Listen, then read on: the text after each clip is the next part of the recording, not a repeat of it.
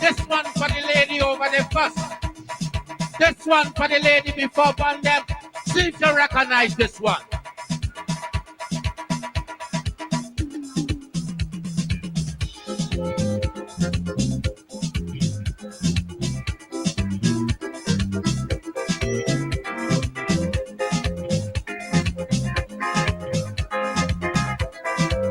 Hear this. Hear me.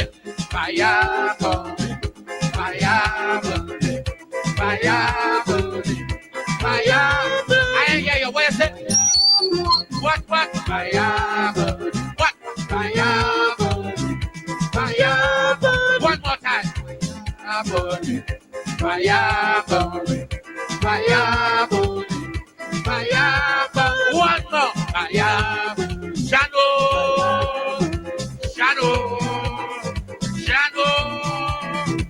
What fire?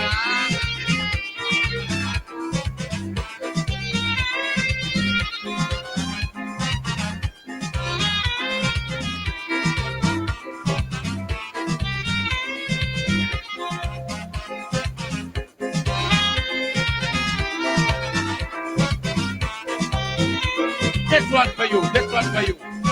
Judgment morning. I'm at the gate and I waited. Cause I'm begging the master. Until me I walk with Peter. That all sinners coming. With them I go be dealing.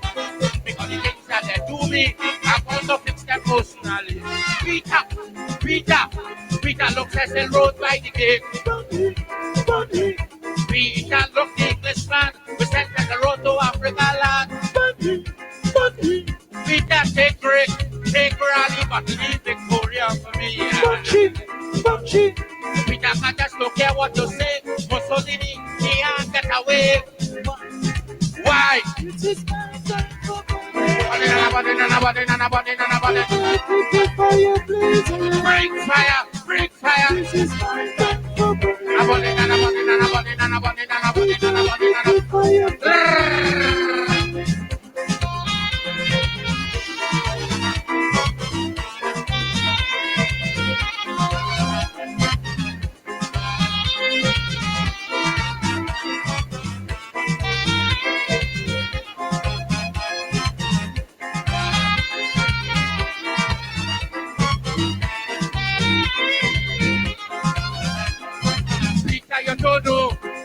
that I undergo from this madman and woman. I feel the full weight of the hand. They don't oppress the law. They never care about the poor.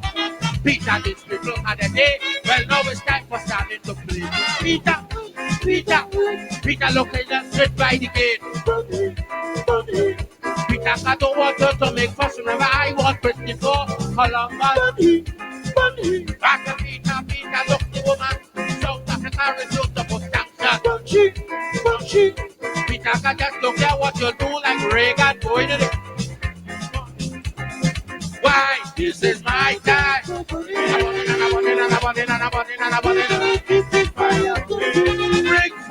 Bring fire. What is it?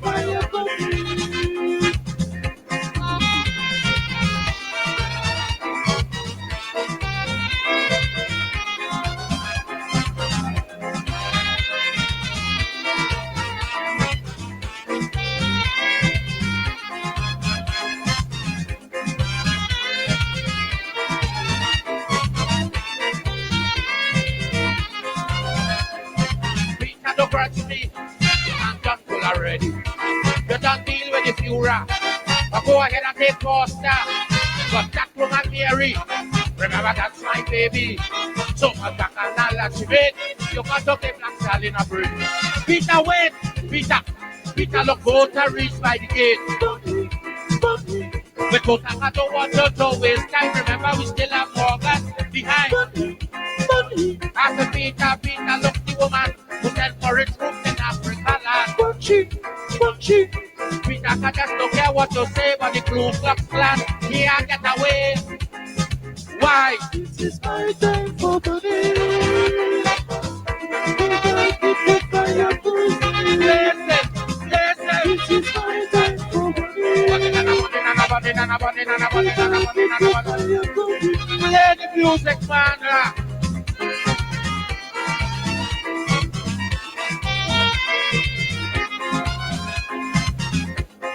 Ladies and gentlemen, how about a round of applause for the rebels?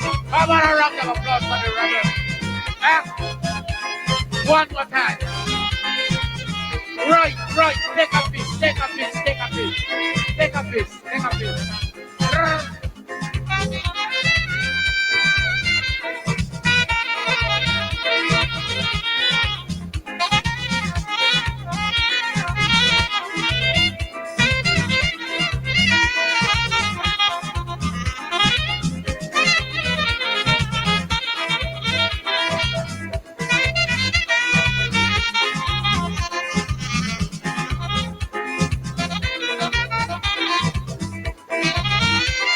Let me sing one. This is my time for Peter. Peter, you don't know. Because that I undergo. From this madman and woman, I feel the full weight of their hand. They may not oppress the law. They never care about the poor. Peter, these people had a day. Well, now it's time for starting to play. Peter, look at that sit by the gate. Peter, I don't want her to make fuss. Remember, I want Brittany for Columbus. After Peter, look the woman. South Africa refused to put sanction. Peter, I just look at what you do like Reagan going in it. Why? This is my time.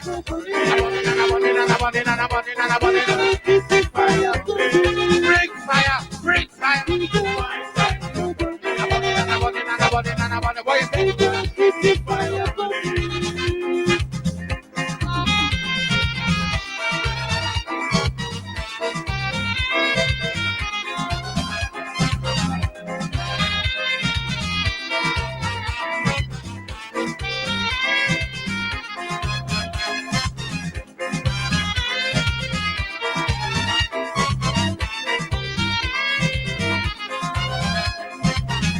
What you think? To me, I'm done full already. You don't deal with the Fuhrer.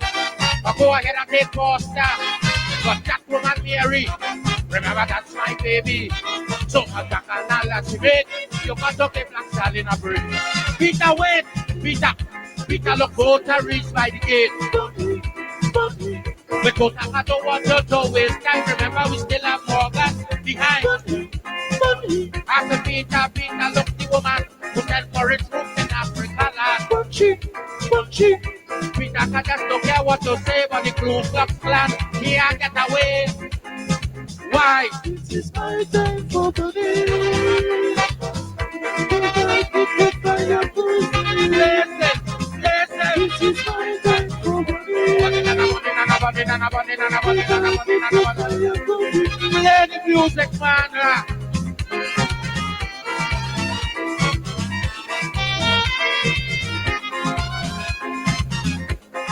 Ladies and gentlemen, how about a round of applause for the rebels?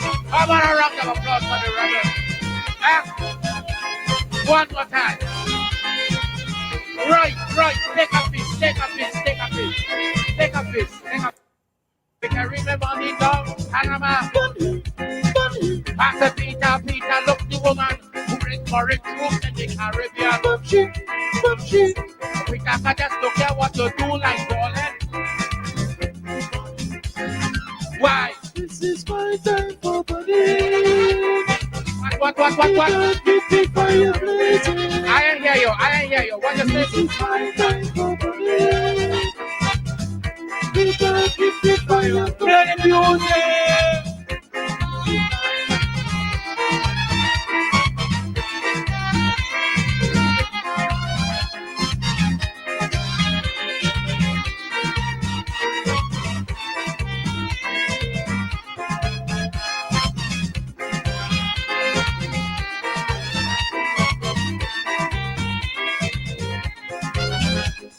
Take it out. Oh, yes.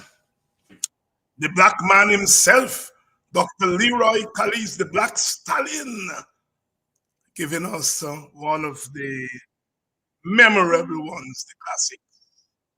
On them, on them, on them. 1987, the Black Stallion. Good evening to all of you, and welcome to Politics 101. Tonight is Thursday night. We should have, tonight is normally GCOM night, Vincent Alexander. But Vincent is at a symposium, the PNC's, I think it's their 70th, 57th, 65, 68th anniversary. They're celebrating today. They had lots of activities, and there's a symposium tonight, and Vincent is on that panel. But we have quite a show tonight. I did not advertise the guest on the show until recently, for obvious reasons. Welcome. Please share the link. Let everyone know that we are on tonight with Politics 101. Politics 101 is going to be quite a show tonight. Good evening, and Paul, and welcome wherever you're joining us from. If you're joining us from Linden, all the way in the interior, I know some people there in the bush.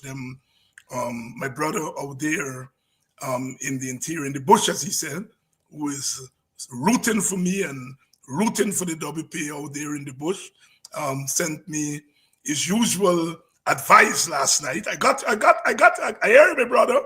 I hear you. They said we get 5 members. I'm ready to release the roster. Welcome to Politics 101, and all our supporters, all the supporters of the WPA, the supporters of the coalition, the supporters of justice out there in Region 7, Region 8, Region 9. Welcome to Politics 101. I hope you are getting us loud and clear out there. How about you in Region 5, my favorite part of the country?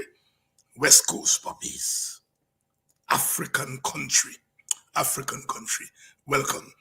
Welcome to all of you in Region 6, my wonderful cousins in New Amsterdam. You know, that's where my mother originally, or family is from, New Amsterdam. So when I go to New Amsterdam, it's got to be careful, you know, who's your family? Originally, really from down the Country Creek, and then they moved to New Amsterdam. There's a lot of people down in the Country Creek usually come out to New Amsterdam.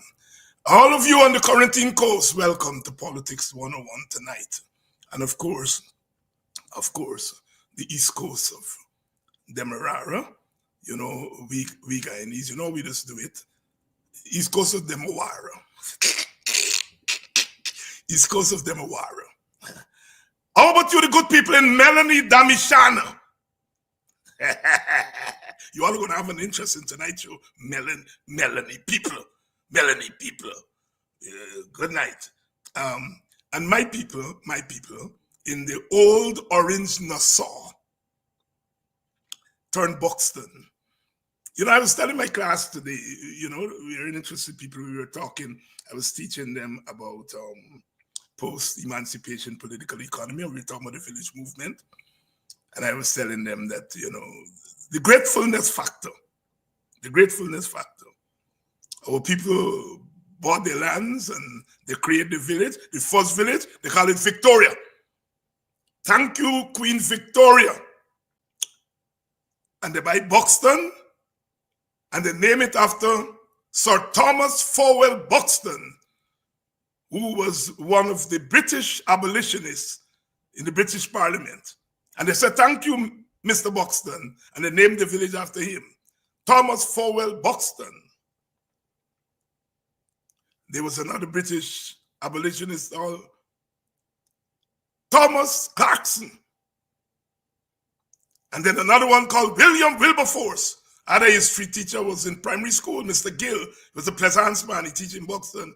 He said, Thomas Fowell Buxton, William Wilberforce, and Thomas Clarkson. Never forget those names. Mr. Gill, thank you. 50 odd years later, I still remember Thomas Fowell Buxton, William Wilberforce, and Thomas Clarkson, 3 leading British abolitionists in the early 19th century. We are a grateful people. Well, you all know that on Monday night,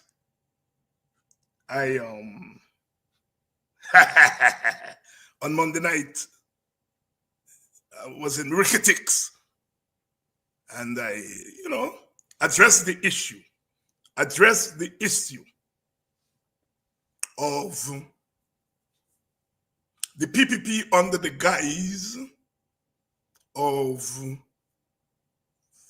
seeking votes to win an election is really trying to get African Guyanese to say, look, you can get some of this oil money, but here, what you're gonna do. You got to join the PPP, or you got to vote for the PPP to get this money. I believe every Guyanese has the right to belong to whatever party you belong to. You all have heard me say that here a million times. That is your right. The right of association is enshrined in our Constitution. Every political party has the right to campaign and recruit members from any community. It is the right of association. Every political party has the right to seek votes from any community. It's their right. Every Guyanese of any race, all races, has the right to get contracts, to work for government, regardless of which government in power. Which government in power. You have the right to work. You have the right to get contract, whether PPP, PNC, APNU, whoever in power.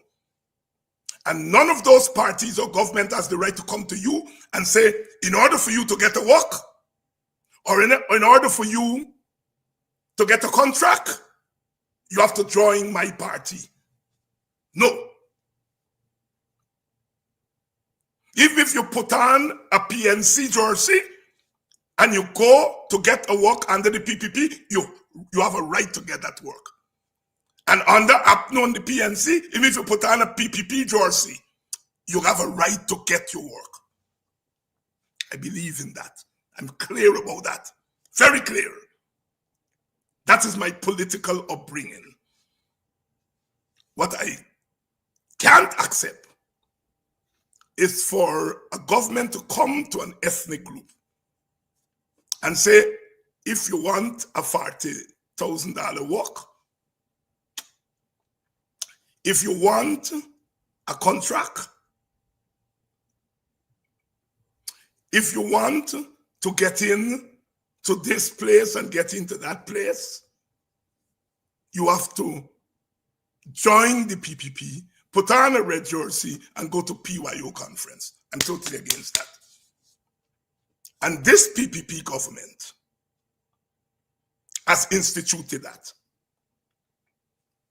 When you do that, you declare war against the African Guyanese community. And you declare war against David Hinds. And I do not believe in such circumstances to remain quiet. Fight back. And I intend to use my body, to quote Walter Rodney, as a barricade against the PPP going into black communities and telling them, you're going to get this, you're going to get that, but you got to join me. Not with David Hinds. Tal. And so that is what motivated my comments and my show on Tuesday night, Monday night. And in the process of doing so, I sought to speak to African Guyanese who have openly done what is their right to say they want to leave opposition parties and join the PPP. Is their right. But I sought to say to them, in the process of doing so, do not engage in selling your brotherin and sisterin over there. And in typical Guyanese, colorful, colloquial language, I borrowed from the Calypsonian Crow, who sang a calypso 30 years ago called Lick Bottom Africans. And I thought I was dealing with an elite that understand literature and understand art and understand language and understand what the literature people they call understand how you can use words to dramatize what you're saying. Martin Carter has a line in one of his poem, when the moon comes out, only the horse could dance. And people look at that, they say, well, Martin Carter is using inappropriate language. My message was clear, or at least I thought it was clear. Well, all hell broke loose on the other side. David Hinds, dividing people. I'm talking to Africans, but yet dividing people. David Hinds, inappropriate language from people whose leader every day does call black women low life. Fossils calling opposition people.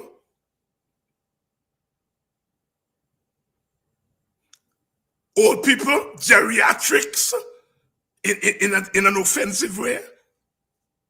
Every week. The president of this country went to box and a pass in the way. I see a crowd. I say, what you all get over there? The president hear me voice. He said, that clown. President called me a clown. I didn't cry. I wait for you and I dash the last penny as I remember. He never called me name after then. I didn't cry. I didn't go to the Chronicle and say President Ali thing. I'm a big boy. Freddie Kisoon and them give me name Black Pudding Man. I didn't cry because I'm a big boy. But when I dash the lash now and I call them a Trini name, oh God, ban David is from Guyana.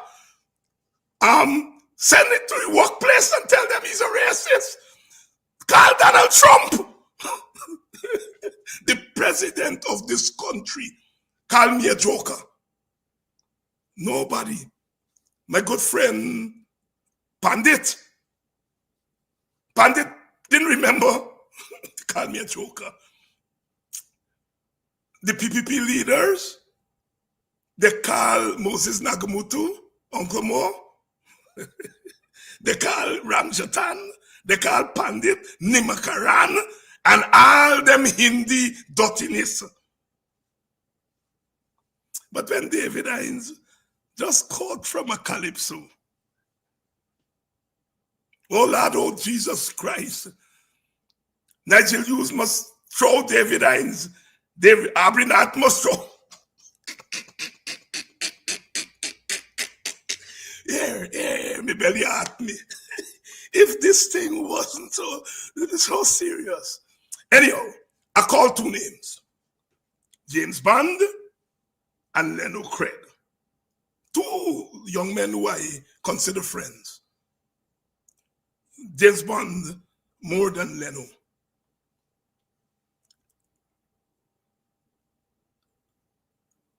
And again, I thought my message would have been clear that I'm not interested in James Bond and Leno. I'm interested in the PPP, and I'm interested in standing up at the gate and say to them, I am passing it to go and hunt down black people. My two friends get caught in the crossfire.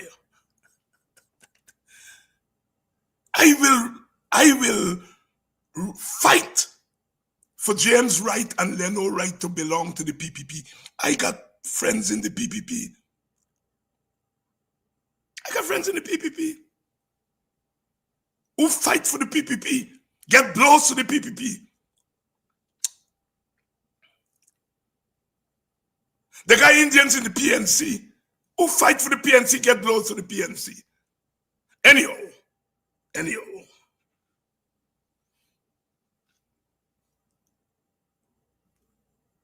James did what I think is an honorable thing. He called me. He had been trying to call me since Tuesday, but he didn't realize me get like them young people me change my phone number. Them young people change the SIM every 2 days, 3 days, and so on. He didn't realize. I heard him on the air, and we had a talk last night, and I invited him to come on to this program today. As for full disclosure, Leno Craig also called me this morning. I had a long talk with him, and I've invited him to come on to this program next week. Because I think these guys have the right that if I call the name, to be vexed with me. But they have a right to understand where I'm going, and I have a right to understand what is driving them. And you, our supporters, have a right to be vexed with James, because James, more than Leno, was a big buy in the PNC. And you all get a right to vex with it. But I always say, vex but not cuss.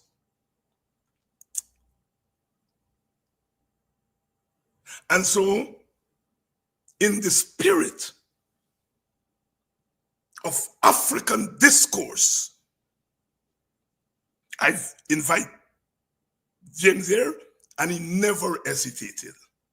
He said, right, Doc, I'll be on. I've known James. I met James first when we were negotiating the APNU. He was one of the young men who used to be there representing the PNC. And I met him there, enthusiastic young man, as usual. And I got to know him better after. On the 5th of December 2011, he was one of the persons who was shot by the police. I would have been at the front of the march had I not been at the, and I get a picture somewhere, because James was wondering why I didn't get shot. He thought I was hiding. I was negotiating with Mr. Watts and the police and telling them that it's our right to march. And James and them marched away and left me on the square talking to the police. I get a picture. If not, I would have been at the front then. I would have get shoot up with James and Ogunse and Eddie Collins. Later on, James and I and Eddie would lead marches of the YCT, organized by the YCT, the young people. And I like the boys since then. I like brave little boys. And he now kind of big boy thing and so on. And I would go to his place at Melanie and hang out, and I just get royal treatment. I just drink the most expensive liquor. Let me go there and so on. Get the best treatment. So I'm saying that things to say that James is my friend. I can say that. And so James is here tonight to talk his story. And you all know, as usual, I just say, behave as yourself. All right? Treat this brother with respect.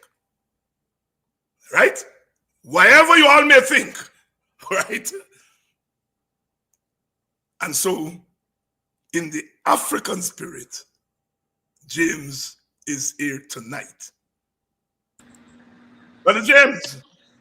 Elder Dr. David Hinds. How are you? I'm doing all right, James. Is there anything in that introduction that you want to amend, that I tell light on you or anything? The only thing is, I must say, it is not the posture of the PP Civic to bribe people into support. That has not been my experience. Right. my experience has been where I would have informed Dr. Ali that I was supporting him. I told him that myself and my family, we're supporting you. And I gave him my reasons for so doing. He has never asked me to join the PPP Civic. He has never asked for my vote. The only thing he said to me is that, James, you have a place with me. And he said that since 2020. He was sitting down at Hatfield Street. I was standing and we were speaking. I can remember two things I asked him for, and he says he'll work on those two things once he becomes president. And my friendship with him would have grown since then, as most persons know. When persons were not inviting me anywhere, they were not telling James, want to come here, come there. He was one person who was saying, James, we have an event here at State House, come. We have this happening, please come. So where I was situationally in terms of a friendship with him, I told him I was going to support him. And then more so, the trajectory of the country, Dr. Hines, where the country is moving apace. In opposition, we always wanted to be a part. I mean, I can remember being a part of the opposition in 2000 from 10, 11 coming on. And we always wanted and always asked to be a part, to sit at the table, to be a part of whatever is taking place. It's something we fight for. We fight for economic independence, to have a share at the table, to have a piece of the pie. We've been fighting for that and asking for that. And here's the government that is actually giving it to you. Here is the government, in my opinion. Don't go so fast, James. Don't go so fast. Talk to me. Let me go back a little bit. James, you represented the PNC in Parliament. Yeah. Up to last year, August, you were at the opening of the PNC Congress. I saw you there, I was there, and so on. Up to a couple of weeks ago, you were on the Freddie Kissoon show, and you refused to be drawn in to a condemnation of Aubrey Norton and so on. So you are not an ordinary citizen. You're not an ordinary Joe Blow, as we say. That's one. Two, you were very high up in the PNC. And three, up to about a month and a half ago, you gave the impression that you were still with the PNC. And then out of the blues, here comes this announcement that you're going with President Ali and the PPP. You must know that you are not an ordinary citizen. You are a leader of a party, and basically, in a sense, our politics is as such that the PPP and PNC are really enemies. So you're moving from one camp to the enemy camp. All right? That's not an ordinary move. Did you, as you were making up your mind, take all those factors into consideration, that there were going to be a vicious pushback against you? All right, let me just put it this way. Of course, I realize that, but the thing is, I don't think persons realize that I met with Dr. Ali at State House. It's not a situation. If people think that, oh, this is just something happening on the spur of the moment, I met with him at State House. It was a one-on-one meeting. Yes. And at that time, that's after the Congress. And that was way after the Congress. Congress happened last year. I'm talking about sometime. Yes, that was August last year. Yeah, well, I met with Dr. Ali after that. After that. But yes, I saw you about 6 weeks ago on Freddie Kissoon show, and they were trying to get you to. No, but I will never. And this is Dr. Hines. You must understand this here. I will never attack Aubrey Norton. Okay, good. And the same way I would never attack you. Right. I told you. But let me just give an overarching worldview of James Bond. Right. I respect my elders. I've learned that if your elder put licks on you and lash you, you can't go beat him back on your elders. You got to give some kind of respect to your elders. So Aubrey Norton, I've known him for since I came into politics. So I will never criticize him publicly or say anything offensive against him publicly. Nobody could set me up with that. But I was saying, after having met with Dr. Ali and seeing visibly the options, the opportunities available to young people, to all Guyanese. I've said this is something that to transition from the PNC to the PPP Civic is not as you put it that enemies. We're not enemies. I think we as leaders, no matter which part of the divide we're from, need to stop calling each other enemies because we're not. At the end of the day, most of our communities are integrated. At the end of the day, we have interracial marriages, even though we have ethnic voting. At the end of the day, we live together. For 5 years, we live together until election time. So we must stop saying we're enemies. I have a very serious issue with us calling the PP Civic enemies and calling the PNC enemies. Because if we do that, we will never have true nation building. Yeah. But let me stop you, James. We ought not to be enemies. We are not historical enemies. The African Guyanese never enslaved Indian Guyanese. Indian Guyanese never enslaved African Guyanese. So you're Thank right. you for making that point. Thank you for making that point, Right. Doctor. We are not Thank you. historical memories, historical enemies. We ought not to be historical memories. But here's the story. For 4 years between 1961 and 1964, we killed each other in the disturbances. You weren't born then? Correct. It was vicious. All right? It takes sometimes some places 100 and more years to overcome the vestiges of war. 1964 was a mere 60 years ago. And the scars of that still there on our people. Now, have we done our best to stay together? We have. But the fact of the matter is that we do, in many regards, live as enemies. Whether you think so or not, that is a fact. So when an African leaves the African party, goes over to the Indian party, or the Indian leaves the Indian party and goes over to the African party, there is a reaction to it. And that's all I'm saying. I'm not saying that we are historical enemies, but given the way our politics have played out, we live as political enemies. All right? No, Yeah, but Dr. fight Hines, for each other and so on. But we live as political enemies. yeah, but Dr. Hines, if I may, Yes. in 1979, Dr. Walter Rodney died. Yes. And the WPA was the mortal enemy of the PNC. Yes. But the WPA has forgiven the PNC. Right. And no longer calls them enemies. Right. So what is the difference between the PPP and the PNC? Here's aye. The WPA answered Robert Corbyn's call for a rapprochement and getting into a coalition. The PPP has said repeatedly to the PNC, we don't want to be in a coalition with you. That is the difference. Proceed. And I beg to disagree. There were talks in the 80s. There were talks in the 80s. And this is on the jargon, but those were thwarted by the PNC. Right. So then we can't say the PPP has never extended an olive branch. That's not what I said. I said the PPP Civic extended an olive branch also in 1992. Yeah. They extended an olive branch in 1992 as well. And even today, the PPP Civic has always extended up. I could say this here.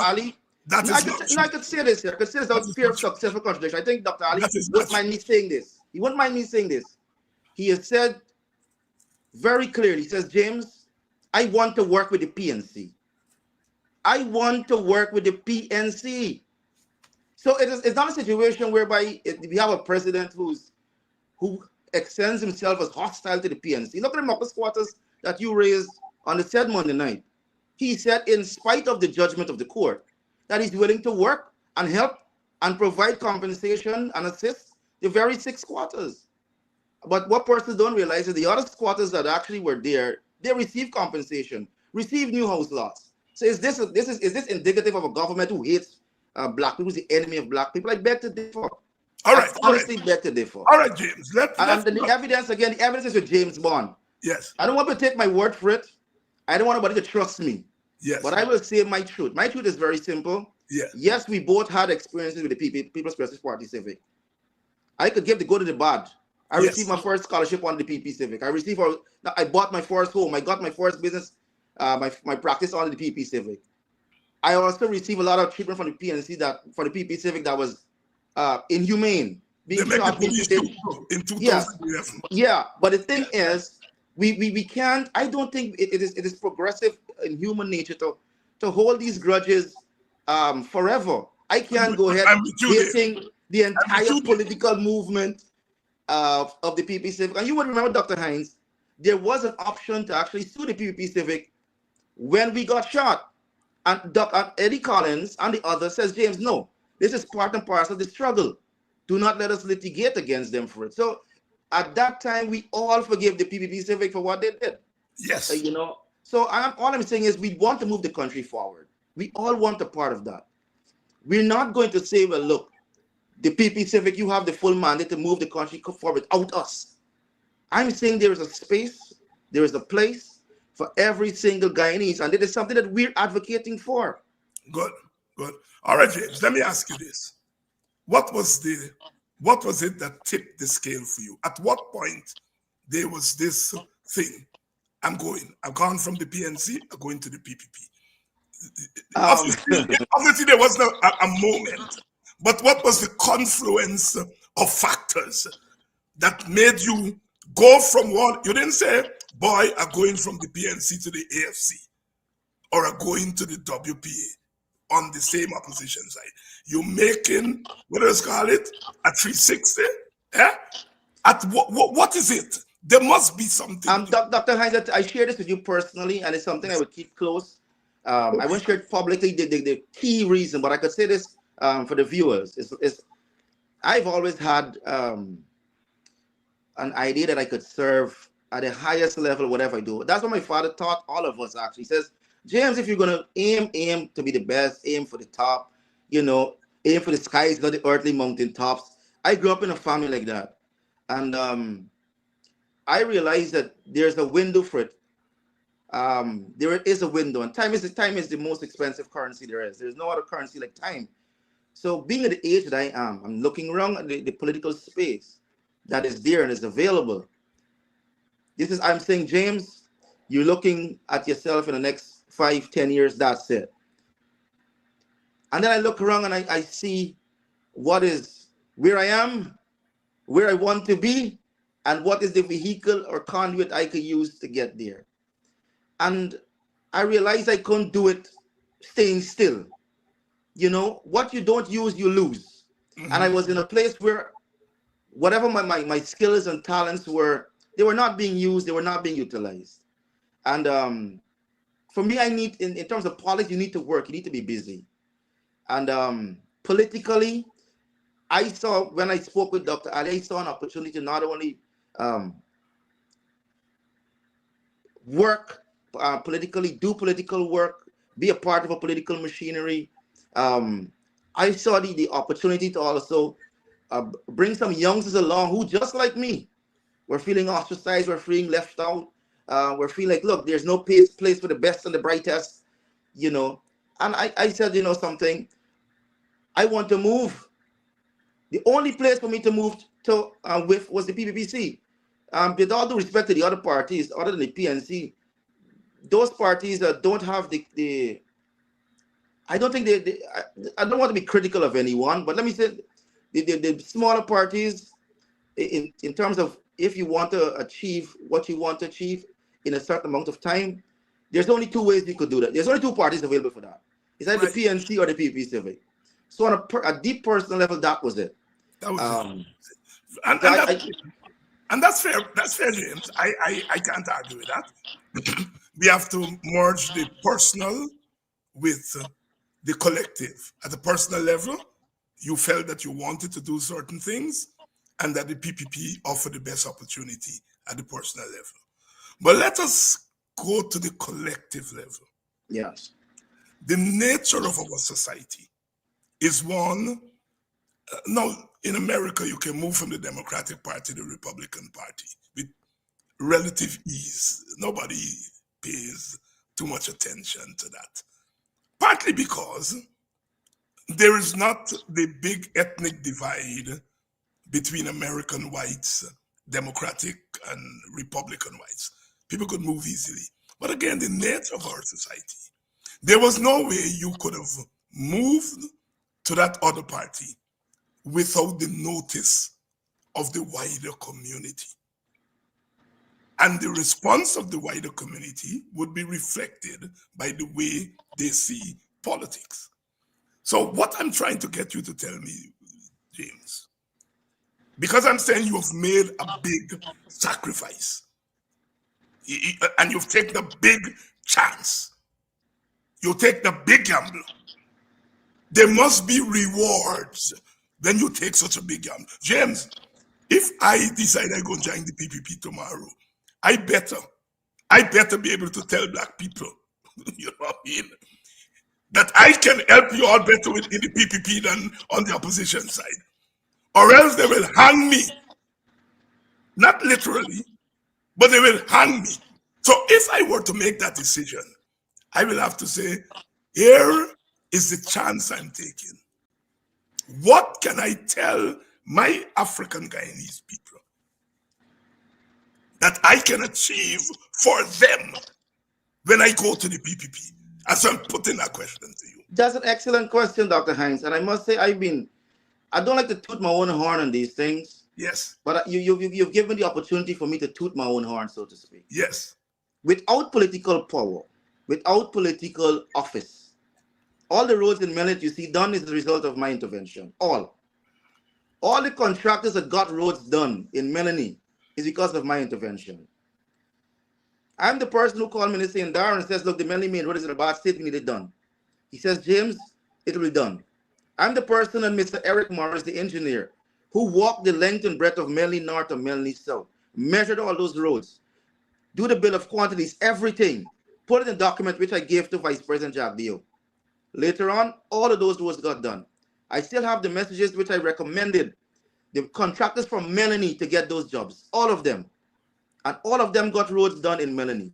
I'm the person, along with Mr. Bascom, who just recently got the cleaning of Melanie facilitated, in which just the clean of people try to denigrate cleaning of gutters, and I always believe in hard work and honest pay. In Melanie, the cleaning of Melanie is done by Melanians, young Melanians, all. And I think the smallest contract was $1.6 million to clean their own community. So those are things that were done in Melanie with government assistance, but without a government office, without a government title. Privately, I've done hampers. I've done the street lights. I went and got the ground. Myself and Mr. Muhammad, we were working on building a state-of-the-art ground at Melanie there. But because of some ignorant black people, like Kadaki, Amsterdam, etc., they said I was selling the ground to Muhammad. Whereas Mr. Muhammad simply wanted to build the ground. But he said James was selling the ground to Melanie. So we have a problem within our own selves of attacking our own when we see development. I don't know where that come from, Dr. Hines. But I just explained to you where it come from, James. Maybe you could explain it. Your political enemies. Again, not every East Indian is political. Not every East Indian is political. After the Melanie Plaza, the dilapidated Melanie Plaza, which is run down now, James Bond, met with the co-op, presented them the economic plan. I says, look, I will pay for the architect. $500,000, I wrote a check and gave him. I paid for him to do the plan, do the architectural drawings, and present it to the co-op. Of course, we have a difficulty working together. And again, Dr. Hines, maybe you could explain this better than I can. So on a personal level, I don't talk about the businesses that I would have raised up in Melanie, practically speaking, with James Bond Bar, and the economic activity that is coming there to James Bond Bar. And this is just in these past few years in Melanie. I have a political footprint on every part of this country. East Bank, East Coast, you name it, I've done it. But the issue is that within our own community, there is no appreciation. It's like a prophet who is with honor except in his own home country. I was being castigated long before this decision, Dr. Hines. I was being called a sellout. I was being called a house slave.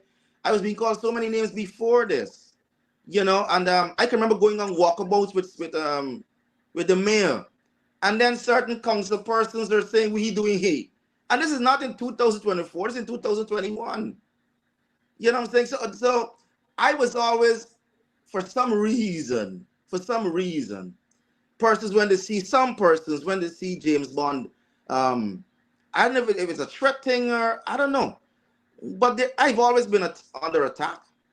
Because once I know, for example, I think different, I act different, and maybe that kind of individualism affects people, rubs them the wrong way. But at the end of the day, I'm always for the collective. I've never been a selfish person. Around me right now, I have 8 new entrepreneurs. 8 new entrepreneurs. They all have their own businesses. They all have their own, and they're all working with me on my project. I have a project, and they're all working with me. I pay all of them, every single which one of them. So, collectively, I don't have to tell people or trump people that, oh, James Bond is going to help you. The proof is in the pudding. You ask whoever knows me. I was never a selfish person, will never be a selfish person. But I think we need to create a space where Afro-Guyanese look, when they see another Afro-Guyanese in a business space, they're comfortable with it. We must be accustomed and support and promote Afro-Guyanese who enter into the business space, who strive for economic empowerment. Not because a man seeks economic empowerment means he's a sellout, or he's greedy, or he's licorice. Not because he seeks to elevate himself from the one hut and the shacks of poverty means he's greedy or he's licorice. There's no limit to what we could achieve. If we study history of Kemet and what happened in Africa, you would see that there's one point in the world when African civilization dominated the world with excellence. So with that background, we must be welcoming of other Afro-Guyanese in excellence. But I think it's something to do with when we say, oh, you're a house slave because you were trying to excel. You're trying to be different. You're trying to do well for yourselves. You're a house slave. You're a house Negro. You're trying to be like the Indians. You're trying to be like Massa. James, don't do that, man. You see, this is part of the problem. Because African Guyanese are saying that when persons like yourself go over to the PPP, your narrative changes. Somebody's pointing out that you talk about ignorant black people. And I've heard that from people who cross over to the PPP. All of a sudden, black people are no longer reasonable. They're ignorant, they're stupid, they're this and that. And that's part of the problem, right? Now, I don't think that's what you set out to do. But I don't think I said ignorant black people. I don't think I said that. Yeah, you say ignorant people like Kidaki and them. Yeah, and ignorant in the sense of lacking knowledge. Right. Ignorant means lacking knowledge. Yeah, and I would say it publicly, and I don't mean to be confrontational, Doc. Right. I don't mean to be confrontational, my elder. But I'm saying this just like how persons want to be truthful. Let us be honest. Let's have an honest conversation. Right. If Kidaki Amsterdam is going to say on his program, he and I have met, and I said, look, he said we're still friends. I said, no, we're not friends. We're brothers. I said, you want to shake my hand? I said, only shake your hand if you say I'm your brother. Don't tell me as your friend. When you put all them licks in me, I says, shake my hand if you're going to say that I'm your brother. And he says, yes, I'm your brother, and we shook hands. So what I'm saying to my brother is this: if you're going to say that James Bond is selling out the land to Muhammad, you have no knowledge what's going on. You're being ignorant. Ignorance simply means lacking knowledge. I don't know how the persons interpret that. So I'm saying, without any knowledge, he made a pronouncement. He was ignorant. Yeah. All right, James, listen. You talk about Melanie and getting things done, and I think that is laudable work. I think people who are closer to the PPP are likely to get that kind of work done than those of us who are not close to the PPP. But without being at the PPP civic, without being close, without being in any proximity, these things were done by Mr. Bond. Let's get to the PPP now. Let's get to the PPP. There are issues that African Guyanese have. Yes. You may not agree with some of the issues. You may not agree that these issues are a big deal. And one of the issues African Guyanese have is that their sons and daughters, but mostly their sons, are vulnerable to the police shooting them down in a way that other ethnic groups don't get shoot down. As a member of the PPP, how are you going to please convince my audience here, and this is going to go viral, convince us how James Bond joining the PPP can help to change that behavior of the force. Now it has happened under all parties, right? Black people have been shut down under all parties, but more as have been shut down under PPP governments. It's an issue that Black people have. And I think what I hear you saying is that I think in the PPP, I can do more for Black people, right? So yeah, we have problems with roads, but we have some big structural problems, like police brutality, extrajudicial killing. Talk to us how you being in the PPP can help to bring a stop to that. First and foremost, Dr. Hinds, on the program with Freddie Kissoon, I echoed your sentiments when you spoke of the mucker squatters. I said, in no way, shape, or form could we condone dragging people through the mud, tossing down their houses in that manner, have their produce in the mud. Any human that would touch any human being. And if first, I will not lose my humanity by going with the PPP Civic. I will not sit idly by and see and have nothing to say if I see someone ill-treat any race, whether it's an Afro brother, whether it's an Indus brother, whether it's an Amerindian brother. I will not countenance that. I'm not going to lose. I think persons think, and I understand the fear. It's about fear, Dr. Hinds. Yes, I understand the fear of our sisters and brothers being fearful and that you know what, our consciences will now be seared. My conscience will not be seared. I will not sit idly by and stand anybody and see any atrocity done to any Guyanese. More so. No, we're talking about African Guyanese. Yes, right. Well, okay. Amerindian Guyanese brother, Afro Guyanese brother. I think that we need to raise the level of consciousness in our country, and where we get them extra sensitive, not just about the Afro Guyanese who go to the PP Civic. We need to work on the consciences and the sensibilities of our Indo-Guyanese brothers and sisters within the PPP Civic, our Afro-Guyanese brothers and sisters within the PNC Civic, PNC party. Because what you find is this here. It's only a certain section of society reacts to these things. So I think collectively, we must raise the level of awareness, raise the level of our sensibilities and our consciousness in terms of human rights violations throughout the length and breadth of Guyana. It's not a PPC problem, it's a Guyana problem. It's a problem within the police force, so to speak.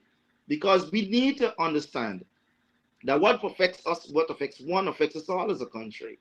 So it's not just, the PP Civic are committing these atrocities, and you know, as a Black man, it's your responsibility to fight against it. No, it's a responsibility of the entire country to fight against it. I still want you keen on my question, James. I've answered the question, sir. Let me put it a little differently. Yeah. Are you prepared when you go into the PPP to speak to your colleagues in the PPP, in the leadership of the PPP, about this problem of extrajudicial killing of African Guyanese that has plagued the vice president as an argument with Nigel Hughes over whether it's 400 who got killed or 1,200. The fact of the matter is that under the PPP, disproportionately more young Black men like yourself have been killed.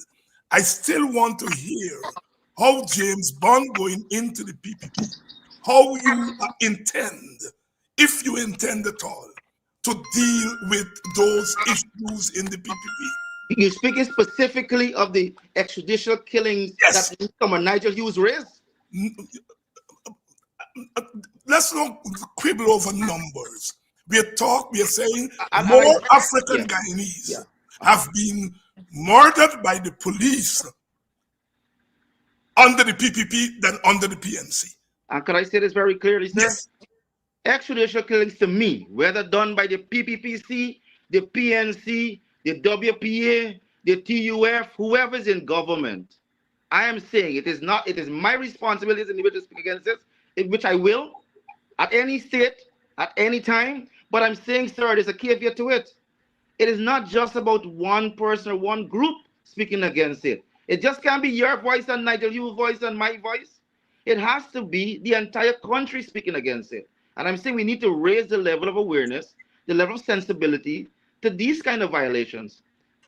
That's what I'm saying, sir. The subvention from ITPADG has been taken away. It was granted by David Granger, and it has been taken away from ITPADG under a United Nations mechanism that was signed by the PPP government. It took away that subvention from the premier African Guyanese organization. Is James Bond prepared? When he gets into the PPP, well, you are already in the PPP. Are you prepared to ask your colleagues in the PPP to lobby them in the PPP for a restoration of the subvention to ITPADG? A few years ago, when that happened, we being honest on this show, so I have to be honest. Yes. When that story broke, and I saw the numbers, the amount of funding that ITPADG was getting, and what it was being spent on, I think I raised the question as to whether it could have been spent differently. I may not have been too critical, but I think I was critical in the manner of which ITPADG spent the money. So let me just say that out from the outset before I say what I want to say, because we have to be transparent, we have to be honest.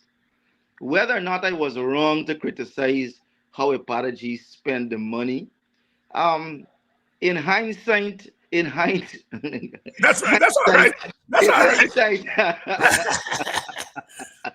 In hindsight, maybe I should not have queried in that kind of manner without having a full understanding of what they were doing. Apparently, ITPADG was doing a lot of training, more training, more for capacity building than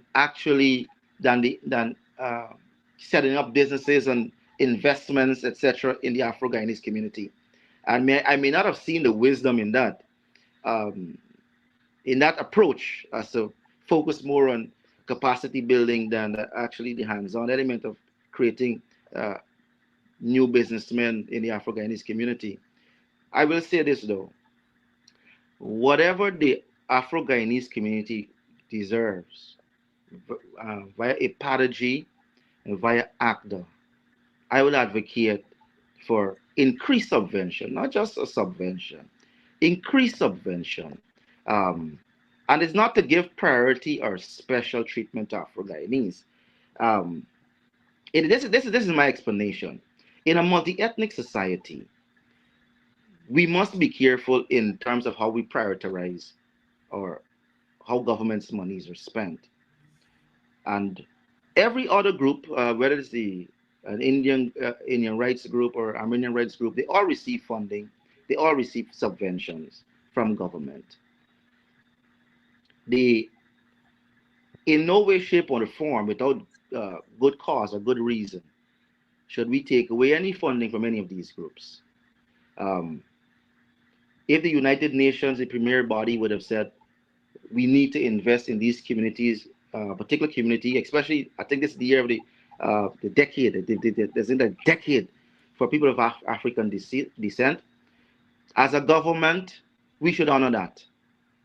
We should honor that. There should be no hesitation when it comes to African rights, so to speak, or giving Africans their just desserts, or the descendants of Africans their just desserts. And that is why I even I'm a silent advocate for reparations. I'm a silent advocate. I may not come out every day and speak of reparations, but I'm a silent advocate for reparations. But also, let me just add a caveat to that. I also believe 100% that as a community, we must, as a people, be willing to put our shoulders to the wheel as our ancestors did in the period of apprenticeship. During the period of apprenticeship, No one worked as hard as former slaves. No one worked as hard. You spoke of us buying villages and naming them after Victoria and Buxton. No one worked harder than us. And we need to get back to being hard-working Africans. You're saying that we don't work hard now? No, I'm saying we don't work hard enough. Okay. I say that without. You mean work hard? Dr. Hines, I say this and I say this. I'm not. This is something I'm not even second guess because I see the state of the African community. We don't work hard enough. We've neglected the farms. We've neglected the husbandries. We've neglected welding and construction. We've neglected these things that allowed us to buy villages. Yeah, but own our land. I don't agree. I don't agree with your conclusion that they don't work hard enough. We do not work. We do. I'm saying we have a lot of land. We have a lot of space. We have a lot of things we could do. Without a government, without somebody prodding us, without somebody whipping us and beating us and telling us go do this, go do that. But why do you? We are now in a place. We are now in a place of independence, and we must position ourselves. This is the phrase I always use. It's not about sitting and lying in a corner. It's not about doing a 9 to 5. You've got to position yourself. You've got to put yourself in the place whereby you could be successful. And we've got to work harder. We've got to make a more greater contribution to this country. We did it before, and we could do it again. As a people, we must be responsible. I'm not being condescending. Don't get me wrong, guys. Give me a few seconds. Yeah, all right. I'm not being condescending. I walk through African villages. I walk through, and I see a lot of limers. I see a lot of persons who are not gainfully employed, and I see some who are trying to make it. And the minute they make it, we hear, oh, they're house Negroes. I'm saying collectively, we have a responsibility to our families, to this country. Let us work hard as our ancestors did during the period of apprenticeship. Let's work harder. Position ourselves. There's a lot of stuff that is going on. Don't let anybody tell you the PP Civic is your enemy, and don't take work from them, don't take jobs from them, and abuse you and lick you down when you do accept jobs with taxpayers' money. This is not the PP Civic money or government money. This is taxpayers' money. James, people don't say people saying don't take PPP's money in exchange. Dr. Hines, let me hear you. Yes, let me hear you. Yes, they're saying do not take PPP money in exchange for them putting a gun in your hand to come and shoot your brother. I beg to disagree, Dr. Hines. Hold on. I don't whether you disagree or not. Yeah. Right? Yeah, I just want you, because this is a difficult conversation, but it's also a necessary conversation. Black people defend this country. I'm responding to your thing that they've got to make a greater contribution to this country. Black people defend this country in the army proportionally. They police this country, whatever you think about the police force. They are the ones who are keeping us relatively safe. They are the ones who are teaching our children. The majority of teachers are African Guyanese. They are the ones who are nursing our people. The majority of nurses are African Guyanese. They are the ones who are making government work. The majority of public servants. James, be careful. Be careful when you're saying these things. And you see, this is my problem, right? I'm saying you can belong to the PPP, but don't get into that rhetoric that black people don't work enough, don't contribute to this country. James, you know better. Sir, Dr. Hines, if I may, Dr. Hines, let me just say this very clearly. Let me just say very clearly, Dr. Hines. Don't judge them by the limers. Don't judge black people by the limers. Don't judge them by the people, the boys them on the corner who's broken the weed and maybe don't want to go on war. Judge them by the public servants, the army, the police, the teachers, the nurses. Dr. Hines, this is the point I'm making very clearly. Yes. I'm speaking right now, as you were speaking, of the greater contribution to the country in this sense. First and foremost, when I speak of the police, the soldiers, the nurses, and those in the public sector, you know what I say to them? And this is record. I said it's time for you now to leave that. I say that publicly on my page. I say that. I says, you know what? We have got to position ourselves to become our own businessmen, to become our own farmers, to become everything. So when you tell me of us making a contribution via the police force and via the public service, I see, something, that's a good contribution. But there's a greater contribution to be had to this country by becoming independent, becoming economically independent. And I've said that over and over again. James, I think you're mixing up two things. No, I'm saying the greater contribution. You're mixing. There is a greater contribution, Dr. Hinds. I am all for people getting into business, but the yardstick by which you make a contribution to your country must not be judged by only entrepreneurship. I'm just saying that. I want 1,000 billionaire black billionaires. I want that, right? But you ought not to judge contribution only by entrepreneurship. That's all I want to say. Yeah? I agree with you that we need more black entrepreneurs, but that's not the only standard by which you judge contribution to country. I just want to stick that in there. You and I agree. You and I agree that we need more black entrepreneurs. We obviously need. If you can tell me how the PPP can make 1,000 black entrepreneurs without asking them to join the PPP, I am ready to go and sit down with our finale. But Dr. Hinds, yes, let me hear you. Sorry. Let me see you finish. Let me hear you finish. No, I'm just saying, I am for 1,000, 2,000, 5,000 black billionaires. But I am saying they must not have to go over and do bad things to become billionaires. But Dr. Hinds, I'm saying very clearly, the space is there once people are willing to position themselves in that space. And if I may say this, Dr. Hinds. Show me the space. Show me the space. Show me the space in the PPP for that. With it in the government for that. I think I give an example, the Black Entrepreneurial Network. Mm-hmm. They were allotted 60 or so acres, very valuable land. It probably exceeds $1 billion. We have oil blocks going to Guyanese of all races. I think I saw 2 young women, Afro-Guyanese women, in that space. Even in Melanie, there is the agricultural group in which persons now have access to have shade houses and the pens, etc., whereby they could generate hundreds of millions of dollars. And none of these people are being asked to vote for the PPC. Let me ask you a question. Yes, sir. Do you think any of those persons would want to come on an opposition platform and speak? I can't speak for them. No, they will lose their nuts. They will lose all the money that you talk, and that's the crux of that. Is the question I'm trying to walk us through here, James.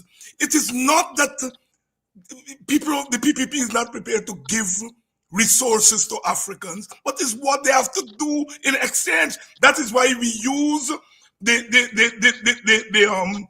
crow term of like bottom Africans, because the PPP is insisting that you can get these things, but it's what you have to do.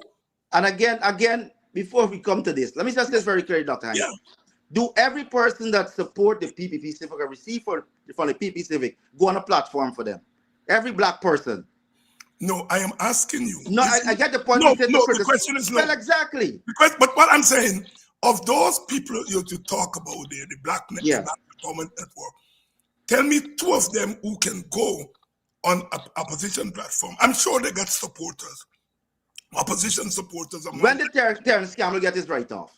No, I'm not. I don't want to discuss that, Terrence Campbell. No, I'm just asking a question. No. Was it the 2020? No, I don't want to discuss Terrence Campbell, man. No, I'm not discussing him. I'm just saying, when is it that he would have gotten a write-off? Was it 2020? I don't know. I don't know. When was it that the Lindoners, for example, Vanessa Kissoon, Dr. Pastor London, get contracts? Yeah, but you see, Terrence now is apparently on the same page with the opposition. You see the blows he getting. Yeah, but I see a lot of persons who speak out against the government, and I got my pastor, London. He's doing a road, and he speaks out against the government every day. He's done. He speaks, and he speaks his truth without fear of contradiction. He's doing a road in London. I think Vanessa Kistoon has a road as well. One road. So no, the point you asked the question, which one who gets speaks in opposition? I'm saying there are a lot of guys who get and they're in opposition. I'm talking about people's substantive contract, not those small. No, but Dr. Hines, again, you're shifting the goalpost. You're shifting the goalpost. Anyhow, let's move on. Let's move on. But I wanted to discuss that like bottom thing though. All right, go ahead. You don't had a good laugh about it. Yes. You don't had a good laugh about it. And the reason why I find it very, because we don't take insults. We don't get angry for certain things like this, But again, Dr. Hines, leaders must be responsible for their language, And even though you meant satirically, you meant allegorically to address a certain state of affairs, yes. I'm of the firm belief that it could have been done better, because what did happen? Because we said that we must rid our communities of the Lake Bottoms or the Lake Bottom Africans. Yeah. And when people hear words like that, people are incensed, because before you even call my name, you saw on the thread you mentioned James Bond. So again, I think it is very important for people like yourself. Yes. Who's an elder? Who I consider an elder? Yeah, Barajagdio just call people low life. But Barajagdio is not my standard. If you understand, if we continue to hold Barajagdio as a standard, what are we saying? Are you saying that Barajagdio is the epitome of what is holy, I'm saying, are you prepared to tell? All follow in his footsteps? Are you prepared to tell Barajagdio he must not call people names? Could I say this there, sir? I'm prepared to tell anybody anything. I don't have licks to get. But tell Barajagdio here on this program to stop calling people. Cormac Jagdio, Cormac Norton, Cormac Hines, all the leaders in this country use better language. Yes. When you're speaking about your fellow sisters and brothers, let us raise the level of our discourse.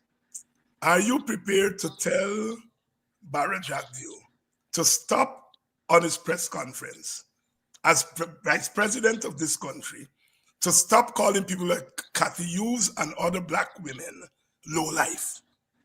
I've just done it, sir. Okay. All right.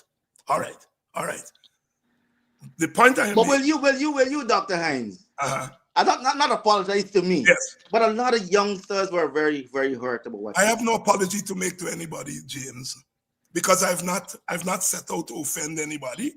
And if they get caught in the crossfire, they get caught in the crossfire, right? So you don't see your words. You don't see your words hurting, affecting, and negatively influencing people. Negatively influencing in what sense? You mean get black like people? when you stay to call them like Bamsey and like BT when they pass in, and to rid the community of them. You know they could be charged for that. But if someone, for example, is walking down the road and you say they're like Bamsey African, you're like BT African, and they make a report, they could be charged. But James, I don't have the power and influence in the country. No, but you do. I come from a 5-man party. You do.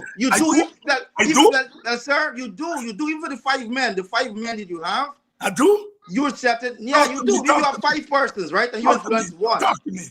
Or those 5. You actually telling them to commit an offense. Talk to me.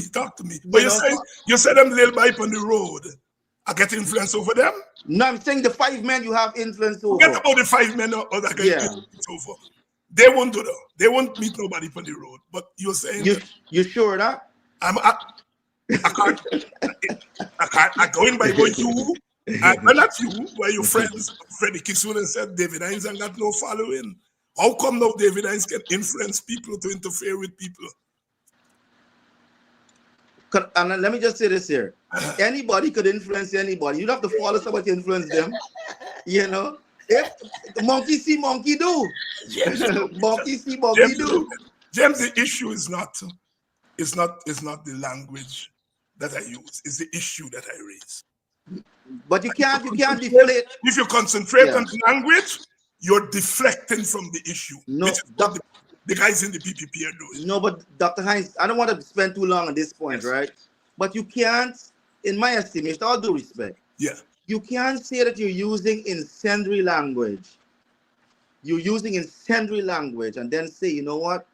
Oh, this is not what I intended to do. You can't just like this, the bomb throw it and when it blows up, say, oh, I didn't intend for that to happen. James, you friend call me a clown, you know. In the capacity as president of this country, did you rebuke him? I didn't hear him call you a clown. You would agree that I was nowhere there. But again, I says it was all over the news. Whichever leader does it, I'm saying they're wrong to do it, and we need to raise the level of our discourse. Yeah. That's all I'm saying. No, that's all I'm saying. Have you ever called anybody out slave when you were over on our side? You know something? I didn't do it publicly, but I did it, and that's why I say, Dr. Hines, I call for boycott and all those kind of things. That's why I say I could take my licks. I could give it and I could take it. You know, I could give it and I could take it. So I understand, but the thing is, it comes from fear. You know, you're fearful of losing your constituency. You're fearful of losing your supporters. And out of that fear, you react in that kind of manner. No, I can tell you. No, don't speak for me in that sense. I'm not fear of losing my constituency. No, but you are. Hold on. I am fearful of the PPP reducing my people to second-class citizenship. My issue is not that fear losing. What is that fear based on? Because according to you all, I don't have a constituency, so I don't have any fear. My fear is the PPP using your innocence as a means of entrapping my people on a plantation again. And again, that is a baseless fear. With all due respect, my elder. All right. That is a baseless fear. I hope it is. You know what I see though? I see that persons who call persons house niggers and all want to keep people on a plantation. You know, they want to keep people on a plantation. They want to keep people. Expand on that.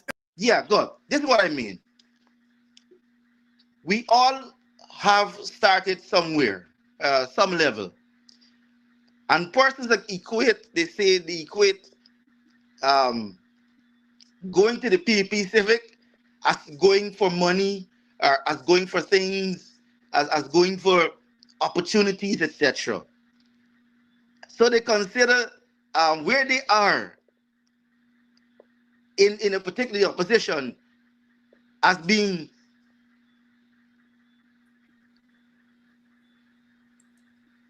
Go ahead. Sorry. I don't know if I was being heard just now. No, yes, you were being heard. Okay.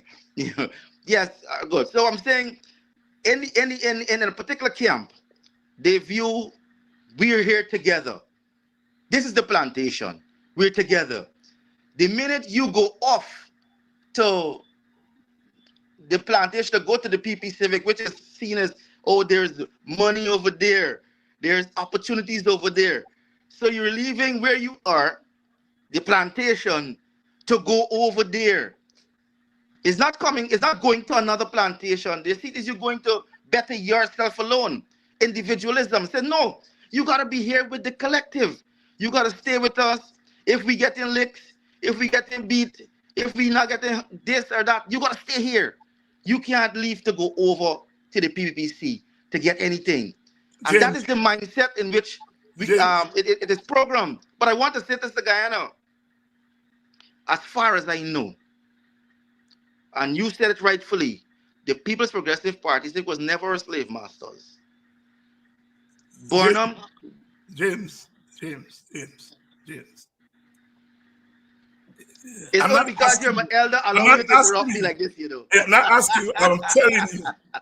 Black people, African Guyanese, are more, perhaps they're Amerindians, but African Guyanese are more diversified in their political thinking than Indo-Guyanese. The history of modern political history has borne that out. Burnham has had to contend with EUC Guyana. He has had to contend with Walter Rodney.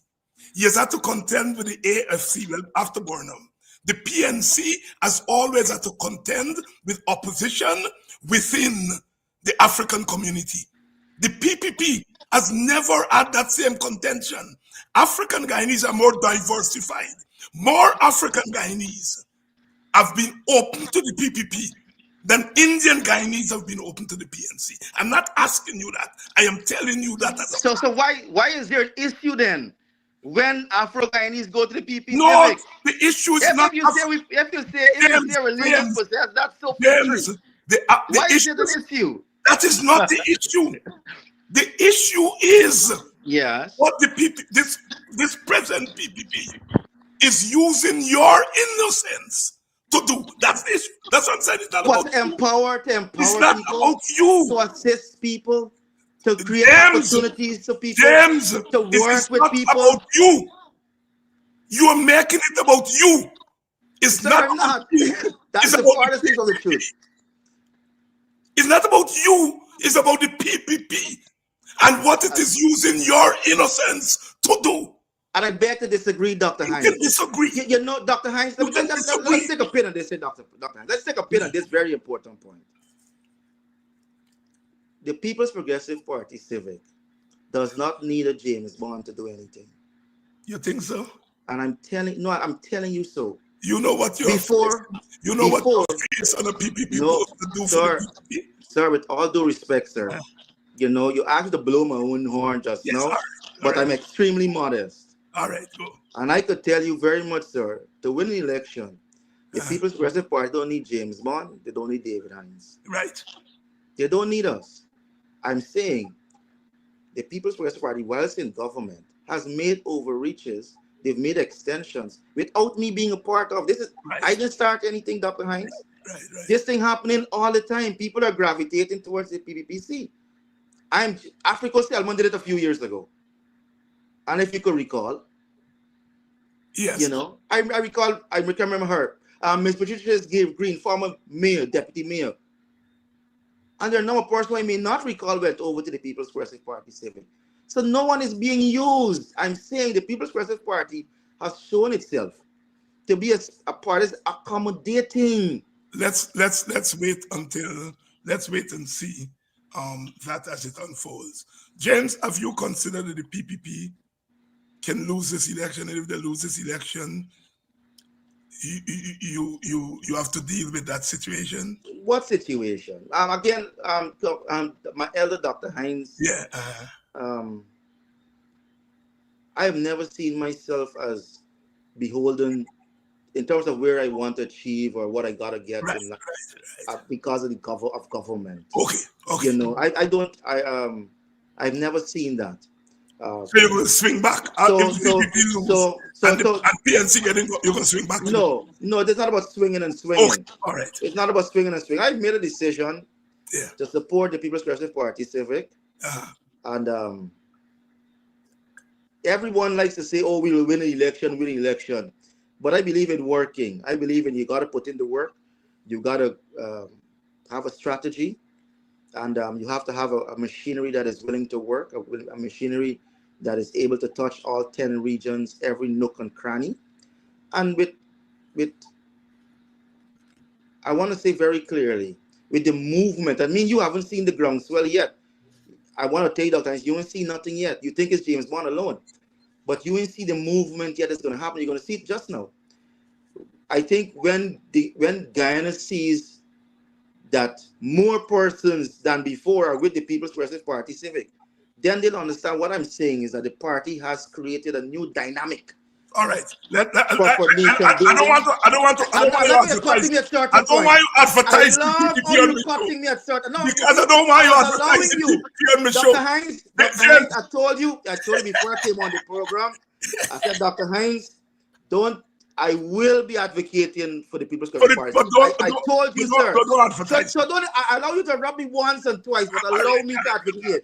Allow me to advocate. All Yeah, right. All right. there's Good. going to be a movement. There's going to be a groundswell of young people for the People Progressive Party. And it didn't start with me. I must say, Dr. Ali. And people says, James, you mustn't just talk about your friends with Dr. Ali and this and that. But let's call a spade a spade.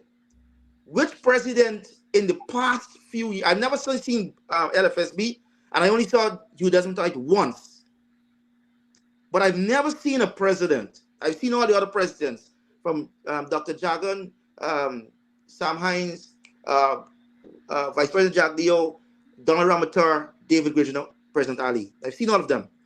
And I've never seen a president with such a human touch, who goes into every community, who reaches every single one, who is touched by the ordinary Guyanese. And I'm saying it is making an impact, my brother. James, let me ask you some quick Yes, questions. Do you believe we should have biometrics in the coming election? I don't have an opinion on it, but could I say this? Whatever it takes to protect the integrity of the process, I'm for it. Whatever it is. Okay. I've not followed the arguments for or against biometrics, but whatever protects the integrity of the polling place, I am for it. Whatever. Do you believe that we should cleanse the voters list, clean the voters list? Again, whatever protects the process. I believe the house-to-house registration could go on and get persons who are not supposed to be on the list off the list. Whatever protects the integrity of our elections. Being part of two elections, 2015, 2020, 2012, 2015, 2023 elections, 3 electoral cycles. Once I have the experiences you would have had, but I maintain that a lot of our issues with elections, we must try as much as possible to fix them, because I think that is the one thing that is causing a lot of division amongst our peoples. Respect of race, I don't see race as a problem, because I can't think race is a problem. And you're working and living with me for five years, and all of a sudden you're not living and living together and talking the same things. I believe elections play a major part in our divisions, and I think we should endeavor to try as much as possible to ensure that at least 90%, 99%, or whichever the political parties are comfortable with what is happening. Should the state media give equal coverage to both sides of the political divide? Of course. That's easy. It's the state's media. It's the people's media. Of course. Do you support the renegotiation of the oil contract? I haven't followed that story. I saw. I had a cursory glance at the negotiations are ongoing, and whatever is in Ghana's best interest, I will always go for more, my brother. My elder, I will always say, give Guyana more. I vex we can't get all, but in terms of contracts, Exxon came in when we didn't have the resources to do what they had to do, and they've made people like to knock Exxon Mobil, But I say Exxon Mobil played its part as a corporation to bring the oil up, and you can't just throw that aside. That they've made contributions to Guyanese and Guyanese culture in terms of sponsoring and helping in various communities and various projects. They've done their part, but Guyana could get more. Give us more. Do you think that teachers' wages and public servants' wages? Of course not. It's not enough. It's not enough. Easy.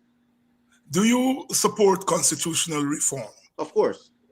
In a sense, in this aspect, in this very simple aspect, I think at some point, and I've said this here, I would love to see the PNC and the PP work together. I would love to see Comrade Norton and Comrade Ali work together for this country. Because whether you like it or not, Guyana needs the PP and the PNC. Jump high, jump low. Guyana needs the PPP and the PNC for the simple reason that the two political parties represent a large constituency of our population, a large follow. They have a large following, and most times the language is different, but I think they both mean the same thing. No one could tell me that Dr. Ali doesn't want what's best for Guyana, and no one could tell me that Dr. Aubrey North doesn't want what's best for Guyana. But the way they go about it is different. And I think if we fuse our ideas, and that's why I'm a consocial nationalist. I believe in fusion. I believe in coming together. I believe it. And I think the PPP and the PNC, in terms of constitutional reform, there must be a mechanism whereby these two political um, parties, juggernauts, forces in our country have an opportunity to cooperate at every single level. Executive, legislature, those are the two levels. I think we must find a mechanism which we bring on stream our political parties to work together, not just by the constitution of boards, etc., etc. But I believe in decision making. There must be some avenue created for that. Do you have any thoughts on the recent um, uh, revelations in the news about the distribution of lands to major companies and individuals?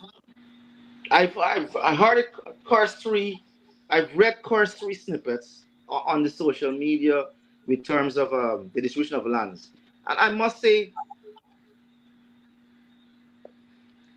let me just put it very frankly, I don't like commenting on things, certain things. Not everything was got an answer for.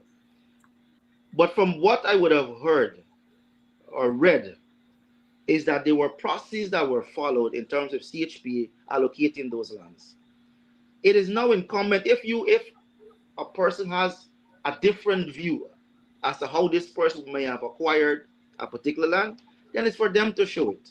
But I think Guyanese, certain Guyanese section, Guyanese media, we tend to sensationalize things. We tend to sensationalize things. The minute we hear, oh, X is happening, without doing a proper investigation of what is going on. And then we get personal and we get nasty.